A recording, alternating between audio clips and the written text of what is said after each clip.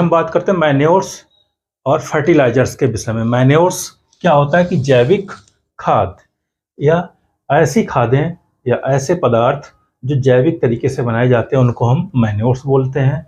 बहुत सारे मैन्योर्स होते हैं, जैसे FYM हो गया है, ठीक है, फार्म यार्ड मैन्योर, या फिर बर्मी कंपोस्ट, ग्रीन मैन्योरिंग, ये सब क्या है, मैन्योर्स में आएंगे। मैन्योर्स क्या है कि जैविक तरीके से जिन पदार्थों को बनाया जाता है उनको हम मैन्योर्स बोलते हैं, खादें, ठीक है, जैविक खाद।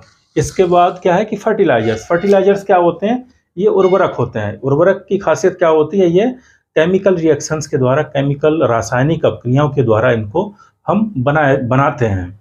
और इसमें क्या, इनकी खासियत क्या होती है फर्टिलाइजर्स की, इनमें 1, 2 या 3 ही पोषक तत्व उपस्थित होते हैं, ठीक है, या तो एक पोषक तत्व उपस्थित होगा, 2 उपस्थित होंगे, या फिर 3, इससे ज़्यादा इनमें पोषक तत्व उपस्थित नहीं होते, क्योंकि ये स्पेसिफिक होते हैं, स्पेशली बनाए जाते हैं किसी चीज़ को, किसी भी प्लांट न्यूट्रिशन के देने के लिए। इसके बाद अगर हम मैन्योर्स की बात करें तो मैन्योर्स का फॉर्मेशन या उनका सिंथेसिस क्या है कि बहुत सारे जैविक पदार्थों से मिलके इनको हम बनाते हैं। इससे क्या है कि इसमें लगभग सभी पोषक तत्व, जितने भी प्लांट न्यूट्रिएंट्स हैं, वो सभी प्लांट न्यूट्रिएंट्स इन मैन्योर्स में उपस्थित होते हैं, जिससे पौधे के लिए लगभग सभी पोषक तत्व मैन्योर से प्राप्त हो जाते हैं। ये स्पेसिफिक नहीं होते हैं, जनरलाइज होते हैं, ठीक है। मतलब क्या है, हम बेसिक समझ सकते हैं कि जो मैन्योर्स हैं ये क्या है कि जैविक तरीके से, ठीक है, ऑर्गेनिक, जितने भी हमारे जैविक खादें होंगी वो सब जैविक तरीके से बनाई जाती हैं। जैसे कि अगर हम जैविक खाद की बात करें तो क्या, FYM फार्म यार्ड मैन्योर। इसके बाद हम कंपोस्ट की बात करते हैं तो कंपोस्ट हो जाएगी। इसके बाद बर्मी कंपोस्ट हो जाएगी, ग्रीन मैन्योरिंग हो जाएगी। ग्रीन मैन्योर्स का मतलब हरी खाद। तो इनकी खासियत क्या है कि इनमें लगभग सभी पोषक तत्व होते हैं, क्योंकि ये सभी ऐसे पदार्थों से बनाए जाते हैं जिनमें लगभग सभी पोषक तत्व उपस्थित होते हैं। इसके बाद अगर हम फर्टिलाइजर्स की बात करें तो फर्टिलाइजर्स में 1, 2 या फिर 3 पोषक तत्व उपस्थित होते हैं और ये स्पेसिफिक होते हैं, ठीक है। इनकी फर्टिलाइजर्स की खासियत क्या होती है कि फर्टिलाइजर्स में एक ये स्पेशली बनाए जाते हैं तो ये बहुत ही जल्दी जल में घुलनशील होते हैं। जितनी जल्दी जल में घुलनशील होंगे तो पौधा क्या है कि जैसे हमने खेत में डाला किसी भी उर्वरक को या फर्टिलाइजर को, तो बहुत ही आसानी से वाटर सोल्यूबल, मतलब जल में घुलनशील हो जाएगा। और जब जल में घुल जाएगा तो उसके बाद क्या है कि पौधे उसको आसानी से जड़ के माध्यम से उसको एब्जॉर्ब कर लेंगे, उसको अवशोषित कर लेंगे और बहुत ही जल्दी इसका रिजल्ट मिल जाता है। जबकि मैन्योर्स की बात करें तो मैन्योर्स क्या है कि बहुत स्लो रिलीज करते हैं एलिमेंट्स को। जितने भी हमारे प्लांट न्यूट्रिएंट्स होते हैं, पादप पोषक तत्व होते हैं, उन पादप पोषक तत्वों को बहुत ही धीरे धीरे रिलीज करते हैं, उनको डिकम्पोज धीरे धीरे करते हैं, या डिकम्पोज होने में उनको टाइम लगता है। इसलिए पौधा इन सभी जैविक खादों से बहुत ही धीरे धीरे अपनी पादप पोषक तत्वों को अवशोषित करता है। तो इनका रिजल्ट बहुत समय बाद मिलता है, लेकिन इनमें लगभग सभी पोषक तत्व, ऑल प्लांट न्यूट्रिएंट्स,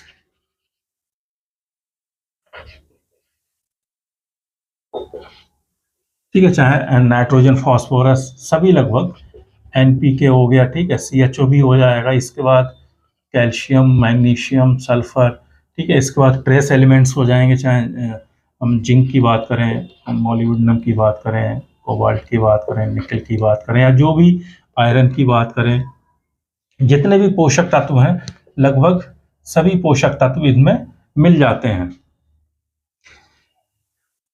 लेकिन क्या है कि स्लो रिलीज, बहुत ही धीरे धीरे इनको डिकम्पोजन होगा। जैसे जैसे इनका डिकम्पोजन होगा उसी तरह से ये पौधे इनको अवशोषित करेगा। इसके बाद क्या है कि अगर हम फर्टिलाइजर्स की बात करें तो इसमें क्या 1, 2 या 3 ही पोषक तत्व उपस्थित होते हैं और ये बहुत ही जल्दी वाटर सोल्यूबल होते हैं, ठीक है। वाटर सोल्यूबल, जितनी जल्दी जल में घुल जाएंगे उतने ही जल्दी इसको पौधे एब्जॉर्ब कर लेंगे, ठीक है। जब इसको पौधे अवशोषित कर लेंगे तो पौधा तुरंत इसका रिजल्ट दिखा देता है। जबकि ये क्या है कि स्लो रिलीजिंग होते हैं, बहुत धीरे धीरे एलिमेंट्स ये रिलीज होते हैं, इसलिए पौधा धीरे धीरे वृद्धि करता है। जबकि फर्टिलाइजर्स जब हम देते हैं तो फर्टिलाइजर्स का रिजल्ट हमें 2 घंटे बाद दिखाई देने लगता है। तो ये चीज़ क्या हो गई मैन्योर्स और फर्टिलाइजर्स के विषय में, कि मैन्योर्स क्या है कि जितने भी कार्बनिक चीज़ें होंगी, चाहे लीफ हो गई प्लांट की, या फिर स्ट्रॉ हो गई, या रूट्स हो गए, या पत्तियां, किसी भी तरह की पौधे की जो भी भाग हो जाएगा, अवशेष भाग, उन अवशेष भागों से हम मैन्योर्स का मैन्युफैक्चरिंग या मैन्योर्स की सिंथेसिस करते हैं, उनका संश्लेषण करते हैं, उनको बनाते हैं।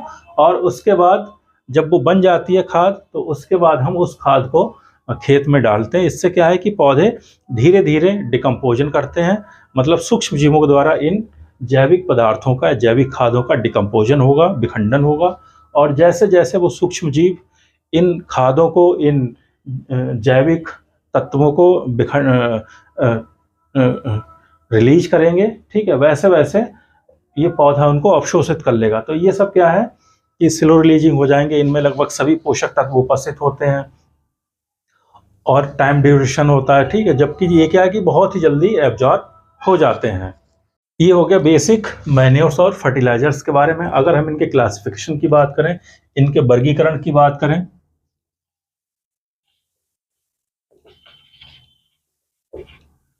ठीक है, तो इनको बहुत हम सारे कैटेगराइज कर सकते हैं। तो ये होंगे जनरल मैन्योर्स और फर्टिलाइजर्स के विषय में। अगर हम इनके क्लासिफिकेशन की बात करें कि मैन्योर्स और फर्टिलाइजर्स को हम किस किस तरह से क्लासीफाई कर सकते हैं, उससे पहले क्या है कि ये दोनों चीज़ें क्या है कि प्लांट न्यूट्रिएंट्स, जितने भी हमारे प्लांट न्यूट्रिएंट्स या प्लांट न्यूट्रिशन या प्लांट क्या न्यूट्रिएंट्स, ठीक है, न्यूट्रिएंट्स का मतलब पोषक तत्व, जितने भी हमारे पादप पोषक तत्व हैं, उन सभी पादप पोषक तत्वों को हम मैन्योर्स और फर्टिलाइजर्स के द्वारा पौधे को या फसल को देते हैं। इसके बाद अगर हम क्लासिफिकेशन की बात करें, तो इनके क्लासिफिकेशन को देख सकते हैं कि मैन्योर्स को और फर्टिलाइजर्स को, इन दोनों को हम किस किस तरह से क्लासीफाई कर सकते हैं, किस किस तरह से इनको हम समझ सकते हैं। तो क्लासिफिकेशन क्या है, ठीक है, क्लासिफिकेशन ऑफ मैन्योर्स और फर्टिलाइजर्स कंबाइंड में, ठीक है। तो इसके बाद क्या है कि इनको हम कुछ ऑर्गेनिक होते हैं, कुछ इनऑर्गेनिक होते हैं, कुछ मिनरल्स होते हैं। तो उसी के आधार पे हम इसको देख लेते हैं कि कुछ नंबर 1 क्या है कि ये ऑर्गेनिक होते हैं,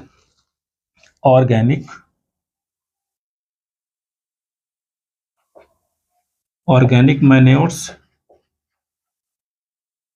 ठीक है। दूसरा क्या, इनऑर्गेनिक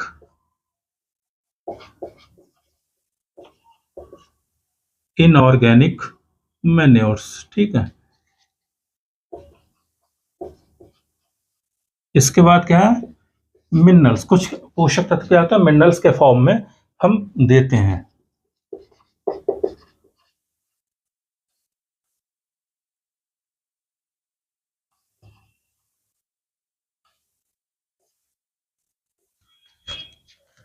ठीक है, ऑर्गेनिक मैन्योर्स का मतलब कार्बनिक, इनऑर्गेनिक का मतलब अकार्बनिक, और मिनरल्स का मतलब खनिज तत्व के रूप में, या जो हम पोषक तत्व खनिज के रूप में देते हैं, तो उनको हम मिनरल मैन्योर्स बोलेंगे, ठीक है, ठीक है, मिनरल मैन्योर्स।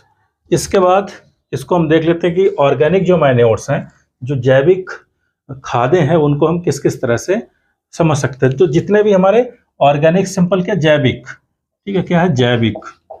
तो जैविक में क्या क्या आ जाएगा, कोई भी हमारी लीफ आ जाएगी, ठीक है,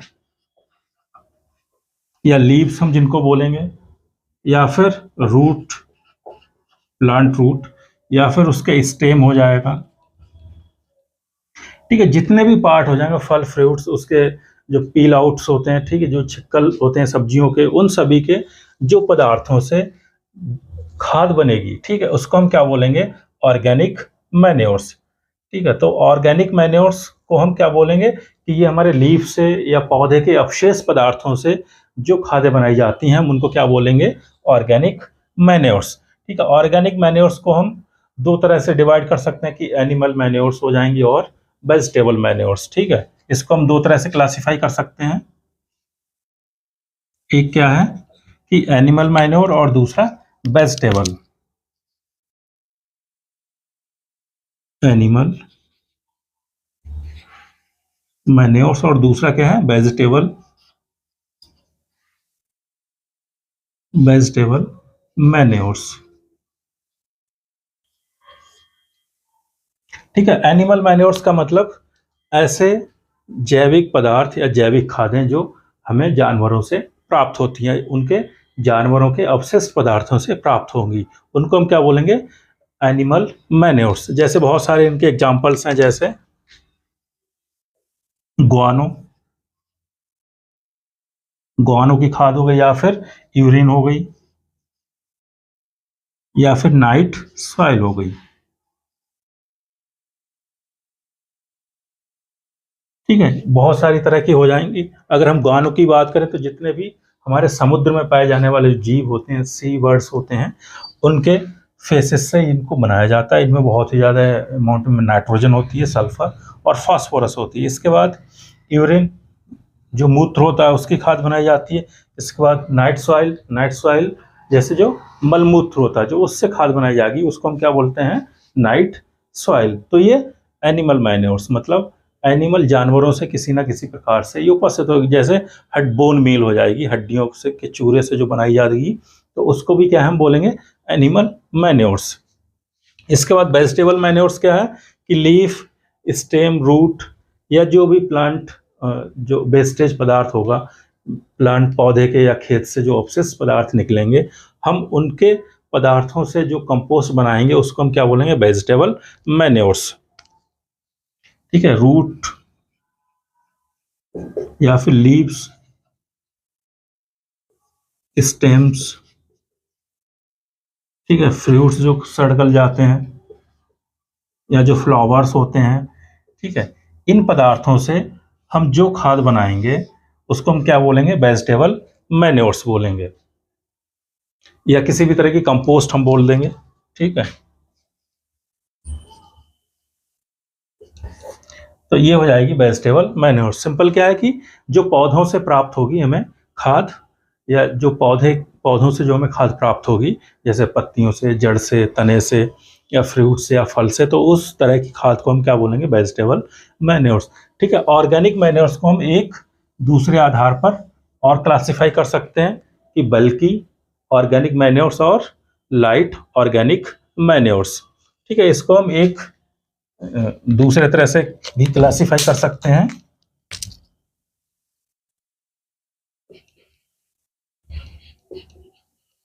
बल्कि ऑर्गेनिक मैन्योर्स, और दूसरा क्या है, लाइट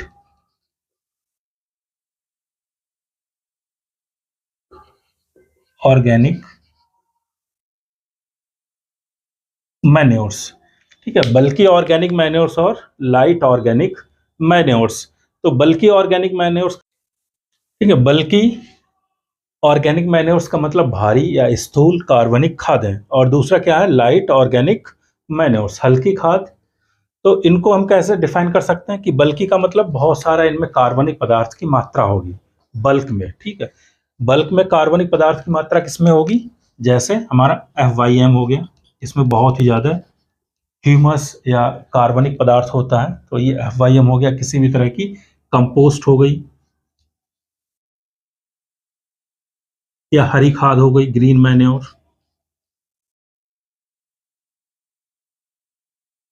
ठीक है, तो इस तरह की खादें कि जिनमें कार्बनिक पदार्थ की बहुत ही अधिक मात्रा उपस्थित होगी, उन सभी को हम क्या बोलेंगे, बल्कि ऑर्गेनिक मैन्योर्स, या भारी खादें, जो हमें क्वांटिटी में बहुत ही ज़्यादा दिखाई देती हैं।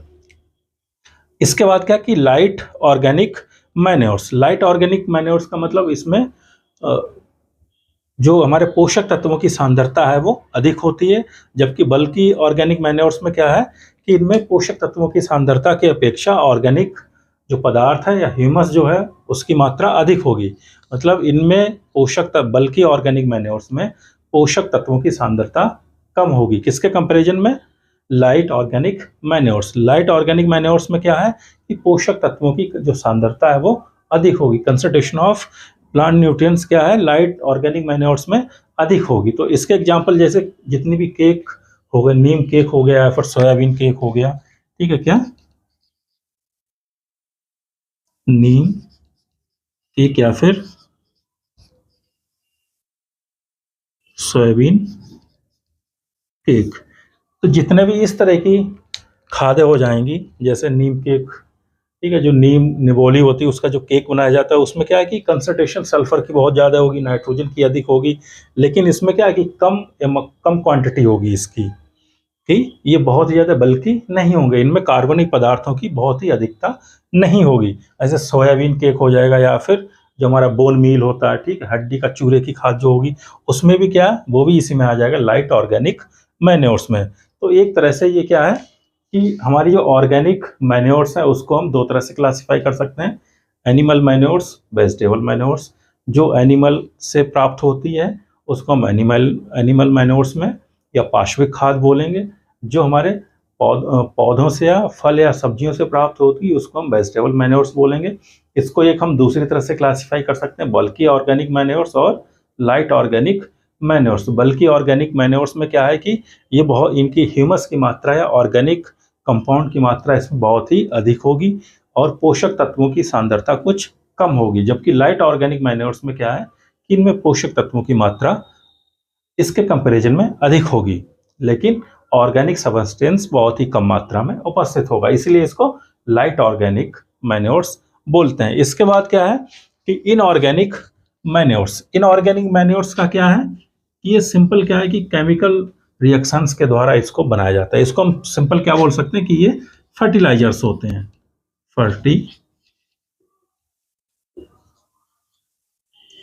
फर्टिलाइजर्स मतलब उर्वरक। जितने भी केमिकल रिएक्शंस होंगी उन केमिकल रिएक्शंस के द्वारा इनको हम बनाए जाते हैं, ठीक है, सिंथेसाइज्ड बाय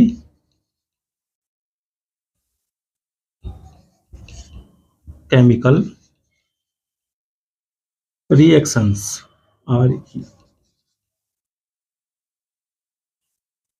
ठीक है, केमिकल रिएक्शंस रासायनिक अपक्रियाओं के द्वारा हम ऑर्गेनिक मैन्योर्स को सिंथेसाइज करते हैं, ठीक है। बहुत सारे, जैसे अमोनियम सल्फेट हो गया, ठीक है, इसका एग्जांपल क्या हो जाएगा, जैसे अमोनियम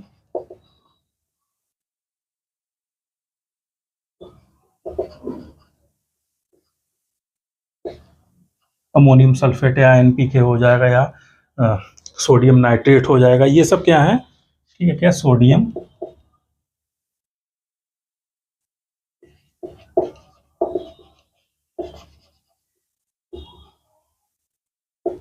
नाइट्रेट, जितने भी रासायनिक अपक्रियाओं के द्वारा जिन उर्वरकों को बनाया जाएगा वो सब किसमें होंगे, इनऑर्गेनिक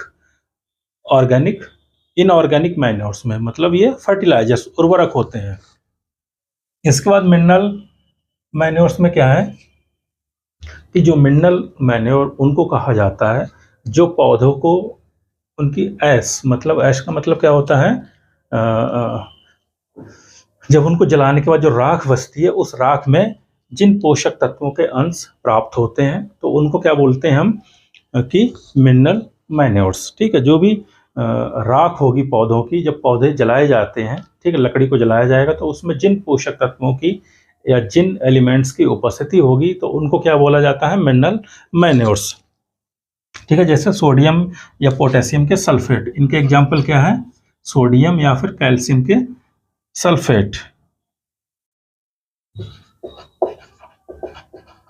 सोडियम और पोटेशियम सल्फेट्स। इसके बाद या फिर सोडियम नाइट्रेट, ये सोडियम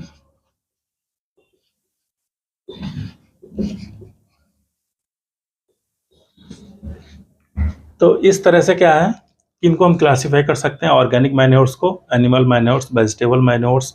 इनऑर्गेनिक मैन्योर्स जितने फर्टिलाइजर्स हो जाएंगे, जितने भी उर्वरक हो जाएंगे, उनको क्या बोला जाएगा कि ये इनऑर्गेनिक है, इनमें कार्बन अनुपस्थित होता है। जैसे अमोनियम सल्फेट, सोडियम नाइट्रेट, जितने भी या एनपीके, इन सभी में क्या है कि इनऑर्गेनिक, कार्बन अनुपस्थित होगा। इसके बाद मिनरल्स में क्या है कि जो पौधे की राख होगी उस राख में जिन एलिमेंट्स के, जिन पोषक तत्वों की उपस्थिति होगी उनको हम क्या बोलते हैं, मिनरल मैन्योर्स।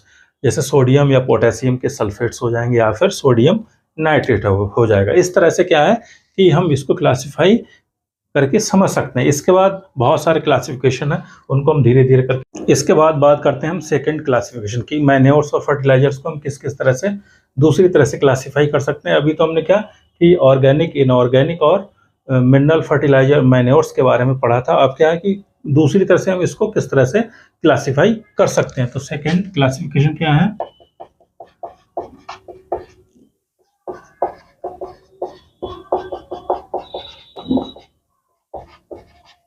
कि मैन्योर्स फर्टिलाइजर्स को हम और किस तरह से क्लासिफाई कर सकते हैं। तो क्या जनरल और स्पेशल मैन्योर्स, क्या है कि जनरल मैन्योर्स, जनरल और स्पेशल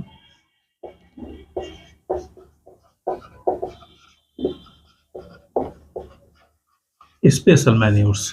ठीक है, जनरल मैन्योर्स का मतलब सामान्य उर्वरक या सामान्य जो खादें हैं। तो सामान्य खादों में क्या है कि जिनमें लगभग सभी पोषक तत्व उपस्थित होते हैं। इनमें क्या है कि ऑल प्लांट न्यूट्रिएंट्स उपस्थित होंगे,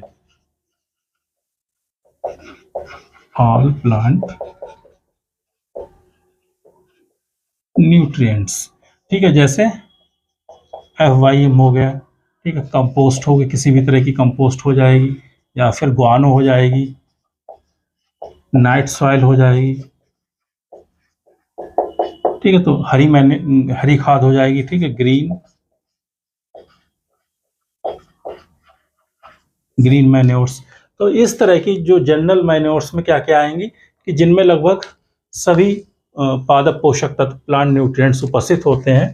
ठीक है, तो उन सभी पोषक तत्वों में क्या है कि सभी पोषक तत्व पौधे के लिए प्राप्त हो जाएंगे। FYM जैसे फार्म यार्ड मैन्योर हो जाएगी, कंपोस्ट हो जाएगी, गुआनो हो जाएगी। गुआनो की खाद अभी हमने बताया था कि गुआनो क्या है कि सी वर्ड्स के फेसेस से बनाई जाती है।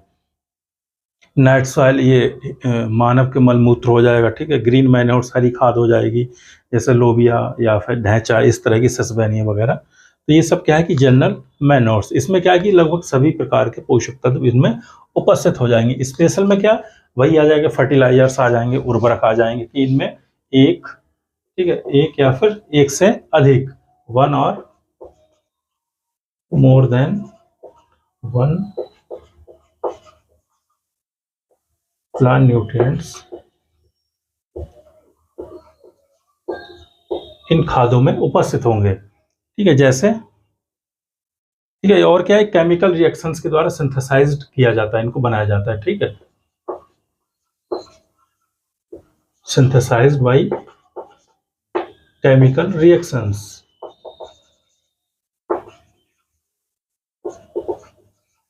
ठीक है, इन सभी स्पेशल जो मैन्योर्स होंगे, इन सभी स्पेशल मैन्योर्स को क्या किसी रासायनिक अपक्रिया के द्वारा बनाया जाएगा, इसीलिए इनको क्या उर्वरक में रखते हैं हम। ठीक है, बहुत सारे जैसे अमोनियम सल्फेट हो जाएगा, इनके एग्जांपल्स क्या है, जैसे अमोनियम,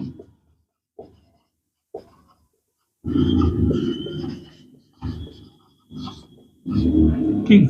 तो ये क्या है कि एक तरह के स्पेशल हमारे न्यूट्रिएंट्स या स्पेशल मैन्योर्स में आ जाएगा, या फिर SSP हो जाएगा। ठीक है, या फॉस्फेट्स, सुपर फॉस्फेट्स, जैसे SSP वगैरह हो जाएगा, या फिर बहुत सारे पोटेशियम के सल्फेट हो जाएंगे, पोटेशियम सल्फेट्स। तो इस तरह के क्या है, जितने भी हमारे NPK हो जाएगा। ठीक है, ये सभी क्या है कि स्पेशल मैन्योर्स में आ जाएंगे। इसके बाद अगर हम और क्लासिफिकेशन की बात करें, इसका क्लासिफिकेशन क्या, कंप्लीट और इनकम्प्लीट मैन्योर्स में भी हम इसको क्लासीफाई कर सकते हैं। अगर आप थर्ड क्लासिफिकेशन देखें,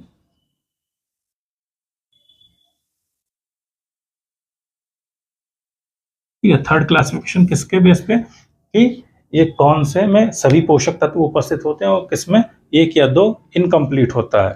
ठीक है, इसी तरह से हम किसको, इसको क्या है, कंप्लीट और incomplete manures, complete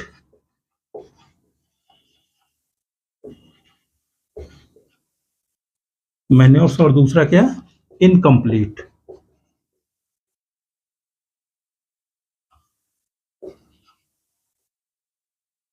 incomplete manures, तो कंप्लीट का मतलब सभी पोषक तत्व आ जाएंगे इसमें। तो कंप्लीट जो मैन्योर्स हैं या कंप्लीट जो खादें हैं उनमें सभी पोषक तत्व उपस्थित होंगे, और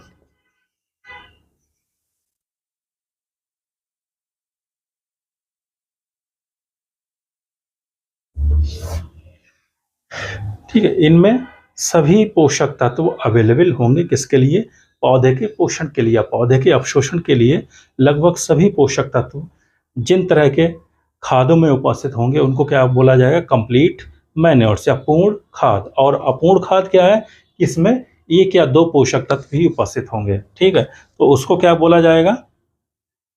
इसके भी एग्जाम्पल से ही सेम हो जाएंगे, ठीक है, कि FYM ये सब क्या है, कंप्लीट है, ठीक है। FYM compost, guano, night soil, green manuring, और इनकम्प्लीट के भी ये हो जाएंगे जैसे MOP या SSP, ठीक है, MOP या SSP, single super phosphate, triple super phosphate, muriate of potash, ठीक है। तो इस तरह से ये पहला क्लासिफिकेशन मैन्योर्स, वो ऑर्गेनिक, इनऑर्गेनिक या मिनरल मैन्योर्स में। दूसरा क्या है कि जनरल मैन्योर्स, स्पेशल मैन्योर्स। इसके बाद थर्ड क्लासिफिकेशन क्या था, कंप्लीट मैन्योर्स और इनकम्प्लीट मैन्योर्स। इसके बाद अगला क्या है कि हम एक फोर्थ क्लासिफिकेशन और समझते हैं, मैन्योर्स होते हैं कौन से, स्पेशल मैन्योर्स हो जाएंगे। तो इस तरह से हमने बेसिक चीज़ें बहुत सारी पढ़ ली। इसके बाद एक क्लासिफिकेशन और है, ठीक है, एक क्लासिफिकेशन क्या है उसको हम देख लेते हैं कि कौन सा क्लासिफिकेशन अभी बचा है, ठीक है। इसको हम क्या बोलते हैं कि फार्म मैन्योर्स, ठीक है, फार्म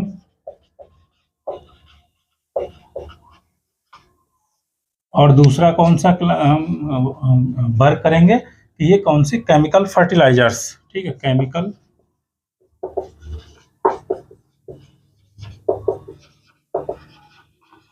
फर्टिलाइजर्स।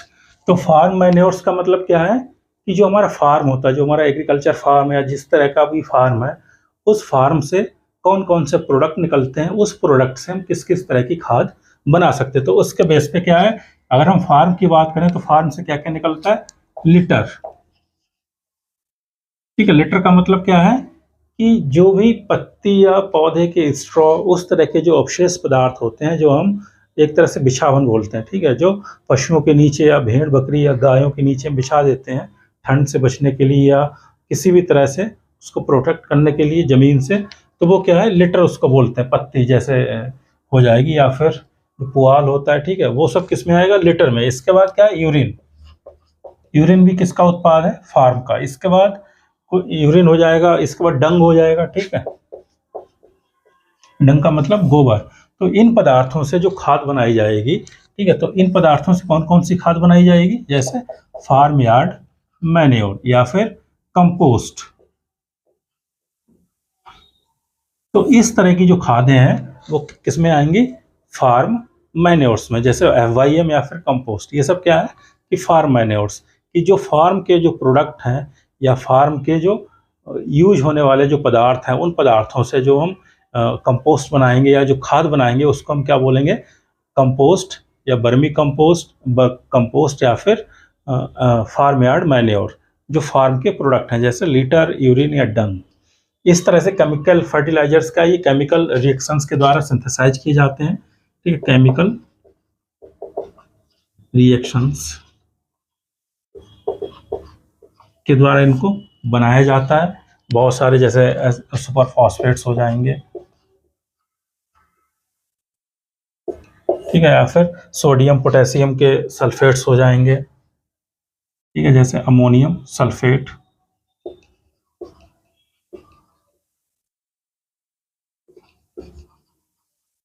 अमोनियम सल्फेट्स या फिर potassium,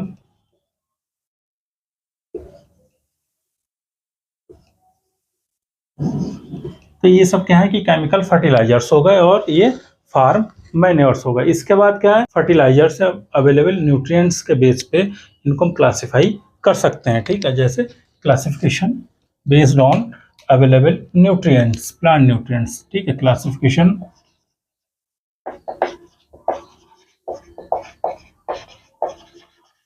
based on available plant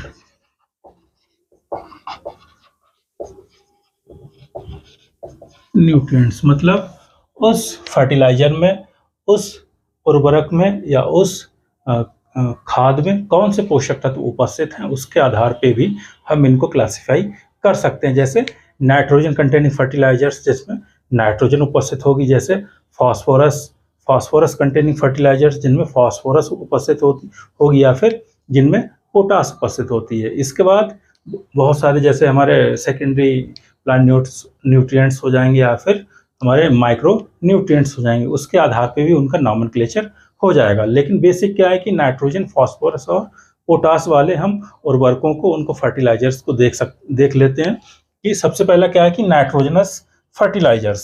सबसे पहले क्या है कि नाइट्रोजनस फर्टिलाइजर नंबर 1 क्या है,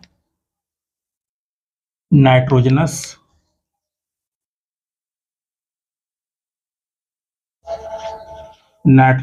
फर्टिलाइजर्स,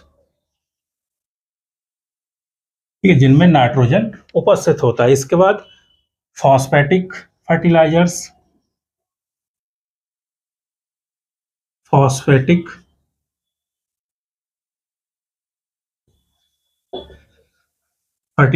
इसके बाद पोटैसिक फर्टिलाइजर्स,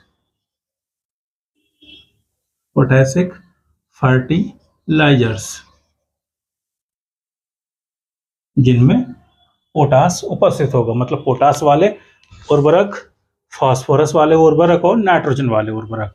जिनमें नाइट्रोजन उपस्थित होगी उनको हम नाइट्रोजनस फर्टिलाइजर बोलेंगे, जिनमें पोटास उपस्थित होती है उनको पोटैसिक फर्टिलाइजर्स बोलेंगे, या जिनमें हमारा फास्फोरस होगा उनको फॉस्फेटिक, और जिनमें पोटास होगा उनको पोटैसिक फर्टिलाइजर्स बोलते हैं। अगर हम नाइट्रोजनस फर्टिलाइजर्स की बात करें तो नाइट्रोजन क्या बहुत सारे फॉर्म में उपस्थित है, जैसे नाइट्रेट के फॉर्म में या फिर अमोनियम के फॉर्म में या फिर अमाइड के फॉर्म में या फिर अमाइड या नाइट्रेट या अमोनियम दोनों के फॉर्म में। तो उसके आधार पे इनको हम फर्दर क्लासिफाई कर सकते हैं, जैसे नाइट्रेट फर्टिलाइजर्स, नाइट्रेट फर्टिलाइजर्स मतलब जो ऐसा नाइट्रोजन, ठीक है, nitrogen in the form of nitrate, ठीक है, nitrogen in the form of nitrate, ठीक है, ऐसे नाइट्रोजनस फर्टिलाइजर जिनमें नाइट्रोजन नाइट्रेट के फॉर्म में होगी उनको क्या बोलेंगे हम, नाइट्रेट फर्टिलाइजर्स। जैसे बहुत सारे हमारे कैल्शियम, सोडियम, पोटेशियम के नाइट्रेट, ठीक है, जैसे इनके एग्जांपल्स क्या हो जाएंगे, सोडियम नाइट्रेट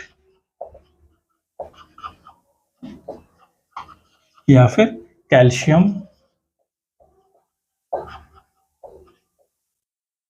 नाइट्रेट या पोटेशियम नाइट्रेट। इस तरह से दूसरा क्या है कि अमोनिकल फर्टिलाइजर्स, जिनमें नाइट्रोजन अमोनिया के या अमोनियम आयन के रूप में उपस्थित होगी, या अमोनिकल फर्टिलाइजर्स,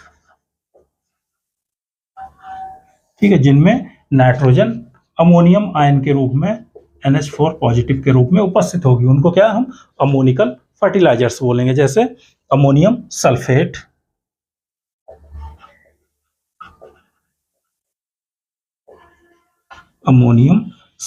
ठीक है, इसमें क्या है कि जो नाइट्रोजन है वो अमोनियम आयन के रूप में उपस्थित होगी, या फिर अमोनियम क्लोराइड, ठीक है,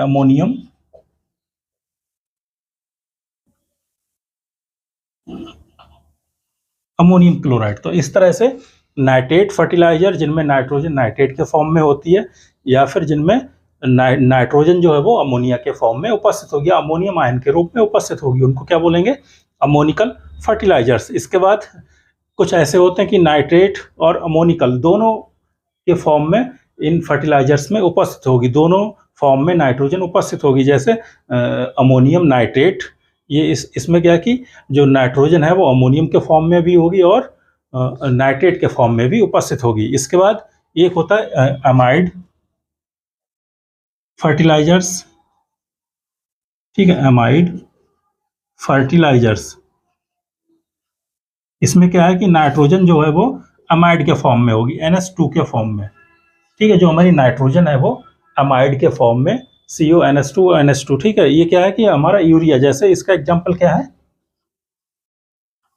यूरिया या फिर कैल्शियम साइनामाइड। तो ये क्या है कि इसमें नाइट्रोजन जो है अमाइड के फॉर्म में उपस्थित होगी, तो उसको क्या बोलेंगे हम, अमाइड फर्टिलाइजर्स। तो ये नाइट्रोजनस फर्टिलाइजर हो गए कि नाइट्रेट के फॉर्म में होगी, या फिर अमोनिया के रूप में होगी, या फिर अमोनियम आयन, या फिर इन दोनों के फॉर्म में होगी, नाइट्रेट और अमोनियम दोनों आयन के रूप में या फिर अमाइड के फॉर्म में, जैसे यूरिया। इसके बाद अगर हम फॉस्फेटिक फर्टिलाइजर्स की बात करें तो इसमें क्या है कि वाटर सलेबल और सिट्रिक एसिड में सलेबल फर्टिलाइजर्स या फिर दोनों में इनसलेबल फर्टिलाइजर्स के बारे में, इनको हम 3 तरह से क्लासिफाई कर सकते हैं। पहला क्या है कि वाटर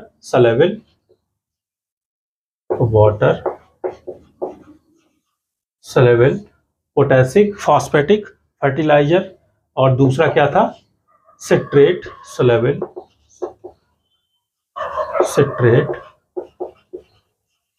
सलेबल फॉस्फेटिक फर्टिलाइजर्स, या फिर इन दोनों में इनसलेबल, ठीक है, वाटर सिट्रेट इनसलेबल फर्टिलाइजर्स, ठीक है, वाटर सिट्रेट इनसलेबल फर्टिलाइजर्स, ठीक है, मतलब जल में घुलनशील फास्फोरस युक्त फर्टिलाइजर उर्वरक, और सिट्रिक एसिड या सिट्रेट में सलेबल उनमें घुलनशील फॉस्फेटिक उर्वरक, या फिर वाटर और सिट्रेट में इनसलेबल अघुलनशील फर्टिलाइजर्स। तो इस तरह के इसको हम 3 तरह से क्लासिफाई कर सकते हैं, जैसे इसको क्या एसएसपी सिंगल सुपर फॉस्फेट या ट्रिपल सुपर फॉस्फेट, या फिर डीएपी, ये सब क्या है कि ये वाटर सलेबल है। इसके बाद सिट्रेट सलेबल में क्या बेसिक स्लैग, जैसे बेसिक स्लैग, या फिर क्या है जो हमारा वाटर जो इनसलेबल है वो क्या है, जैसे रॉक फॉस्फेट, इसका एग्जांपल क्या हो जाएगा रॉक फॉस्फेट, या फिर जो बोन मील होता है हड्डी का चूरा, ठीक है, स्टीम्ड मील जिसको बोलेंगे। तो इस तरह से वाटर सलेबल, सिट्रेट सलेबल और वाटर सिट्रेट इनसलेबल, इन दोनों में अघुलनशील फॉस्फेटिक फर्टिलाइजर्स जैसे रॉक फॉस्फेट या फिर बोन मील पाउडर। तो ये क्या हो गया पोटेसिक फर्टिलाइजर्स, फॉस्फेटिक फर्टिलाइजर्स। इसके बाद पोटेसिक फर्टिलाइजर में क्या है कि पोटास 2 फॉर्म में होती है, क्लोराइड के फॉर्म में और दूसरा क्लोराइड के अतिरिक्त कोई भी फॉर्म हो सकती है, ठीक है। तो इसमें क्या है कि 2 तरह से क्लासिफाई कर सकते हैं कि potassic fertilisers in the form of chloride, ठीक है, क्लोराइड के फॉर्म में, क्लोराइड फॉर्म में, और अदर देन दूसरा क्या फॉर्म होगा इसका क्लासिफिकेशन होगा कि अदर देन क्लोराइड फॉर्म, ठीक है, अदर देन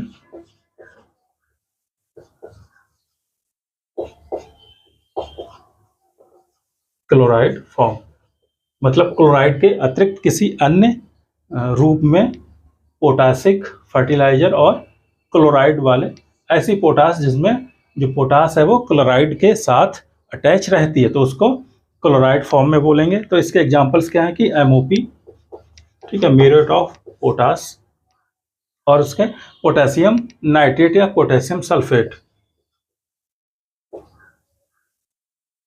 पोटेशियम नाइट्रेट या फिर पोटेशियम सल्फेट। तो इस तरह से ये क्या जनरल हमारा क्लासिफिकेशन हो गया इंपॉर्टेंट न्यूट्रिएंट्स का, नाइट्रोजनस, फॉस्फेटिक और पोटास एनपीके का, ठीक है। इसके बाद जितने भी हमारे कैल्शियम वाले हो जाएंगे, मैग्नीशियम वाले हो जाएंगे, या जितने भी ट्रेस एलिमेंट्स हो गए, ठीक है, उन सभी को हम अलग अलग से देख सकते हैं। ये मेन क्या है कि मैन्योर्स फर्टिलाइजर्स क्या हैं, ठीक है, इनको हम किस तरह से क्लासिफाई कर सकते हैं। तो ये सारी चीज़ें इसमें थी। और एक इम्पॉर्टेंट क्या होता है सॉइल अमेंडमेंट्स, ठीक है, सॉइल अमेंडमेंट्स क्या है, सॉइल अमेंडमेंट्स, ठीक है, मृदा सुधारक, ठीक है, बहुत सारे मृदा सुधारक होते हैं, ठीक है। मृदा सुधारक का मतलब कि उनकी फिजिकल, केमिकल और बायोलॉजिकल जो स्ट्रक्चर है, जो बायोलॉजिकल स्ट्रक्चर या बायोलॉजिकल जो स्थिति है, जो बायोलॉजिकल रिएक्शंस हैं, उनकी प्रॉपर्टी हैं, उनको सुधारा जा सके, ठीक है। तो ऐसे मॉलिक्यूल्स को या ऐसे सुधारकों को हम क्या बोलते हैं सॉइल अमेंडमेंट्स। बहुत सारे सॉइल अमेंडमेंट्स हैं, ठीक है। सॉइल अमेंडमेंट्स क्या मतलब उनकी भौतिक, रासायनिक और जैविक संरचना में सुधार के लिए जो मॉलिक्यूल्स, जो कंपाउंड्स, जो फर्टिलाइजर्स या जो उर्वरक यूज किए जाते हैं, उनको हम क्या बोलते हैं सॉइल अमेंडमेंट्स, ठीक है। उनकी भौतिक, रासायनिक और जैविक स्थिति अगर मृदा की सुधर गई तो क्या है कि पौधों के लिए बहुत ही अधिक पोषक तत्व प्राप्त होंगे, उन पोषक तत्वों आसानी से पौधा उनको अवशोषित कर लेगा। ठीक है, सपोज करो सॉइल जो है या तो अम्लीय या क्षारीय है, तो उससे क्या है कि जो अवेलेबल पोषक तत्व हैं, अवेलेबल जो प्लांट न्यूट्रिएंट्स हैं, वो पौधा आसानी से उनको एब्जॉर्ब नहीं कर पाता, बहुत तरह की हिंड्रेंस उसमें आ जाती है। अगर हमारा सॉइल का पीएच का मतलब उसकी भौतिक स्थिति, रासायनिक स्थिति और जैविक स्थिति अगर अच्छी है, तो क्या है कि पौधे के लिए जो आवश्यक पीएच मान जो मतलब 6.5 से लगभग न्यूट्रल के आसपास का जो पीएच मान होगा, तो उस पे सबसे अधिक पोषक तत्व अवशोषित कर लेता है पौधा। तो उससे क्या है कि पौधा आसानी से ग्रो करेगा। तो उसके लिए कि कुछ सॉइल अमेंडमेंट्स होते हैं कि जैसे हमारा चूना हो गया, ठीक है, लाइम, इनको एग्जाम्पल्स देख लेते हैं कि लाइम के द्वारा हम मृदा को सुधार सकते हैं। ठीक है,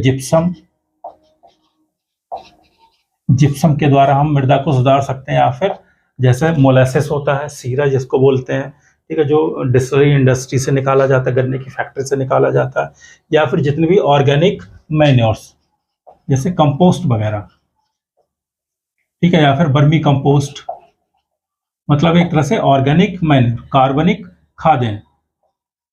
ठीक है, ये कार्बनिक खादें क्या है कि लगभग सभी हमारे सॉइल अमेंडमेंट्स का काम करती है, मतलब उसकी भौतिक, रासायनिक और जैविक संरचना मृदा की सुधारती हैं। ठीक है, इससे क्या है कि पौधा आसानी से ग्रोथ करता है। तो सॉइल अमेंडमेंट्स भी ये बहुत ही ज़्यादा इंपॉर्टेंट टॉपिक है कि मृदा सुधारक कौन कौन से होते हैं। तो लाइम हो जाएगा, जिप्सम हो जाएगा, ठीक है, कंपोस्ट हो जाएगा, वर्मी कंपोस्ट हो जाएगा, हरी खाद हो जाएगा। ये सारी चीज़ें हम इसमें समझ सकते हैं कि फर्टिलाइजर्स और मैन्योर्स में क्या क्या चीज़ें हैं। इनमें क्या कहते हैं कि जितने भी कार्बनिक या जैविक पदार्थों से जो खादें प्राप्त होती हैं उनको हम मैन्योर्स बोलते हैं, जो रासायनिक अपक्रियाओं के द्वारा बनती हैं उनको हम फर्टिलाइजर्स बोलते हैं। ठीक है, इसके बाद इनका क्लासिफिकेशन, कौन से कंप्लीट होते हैं मैन्योर्स, कौन से इनकम्प्लीट होते हैं, कौन से ऑर्गेनिक होते हैं, कौन से इनऑर्गेनिक होते हैं, कौन से जनरल होते हैं, कौन से स्पेशल होते हैं। इसके बाद ये जिनमें कौन से पोषक तत्व उपस्थित होते हैं उसके आधार पर नाइट्रोजनस फर्टिलाइजर हो जाएगा, फॉस्फेटिक फर्टिलाइजर हो जाएगा, या फिर पोटेशिक फर्टिलाइजर्स हो जाएगा। उनका क्लासिफिकेशन हो जाएगा, जैसे नाइट्रोजन नाइट्रेट के फॉर्म में उपस्थित होती है, अमोनियम के फॉर्म में उपस्थित होगी, या दोनों के फॉर्म में उपस्थित होती है, या फिर अमाइड के फॉर्म में उपस्थित होगी। इसी तरह से अगर हम फास्फोरस की बात करें तो फास्फोरस क्या है, वाटर सलेबल कुछ फर्टिलाइजर्स होते हैं, कुछ सिट्रेट सलेबल होते हैं, कुछ दोनों में अघुलनशील होते हैं। इसी तरह से क्या है कि हम पोटासिक में क्लोराइड के फॉर्म में होते हैं कुछ, जैसे MOP, ठीक है, या फिर क्लोराइड के अतिरिक्त फॉर्म में भी पोटास के फर्टिलाइजर, पोटास युक्त उर्वरक होते हैं। तो इस तरह से क्या है कि ये ओवरऑल, या फिर सॉइल अमेंडमेंट्स क्या होते हैं, ये सारे ओवरऑल क्या है कि मैन्योर्स और फर्टिलाइजर्स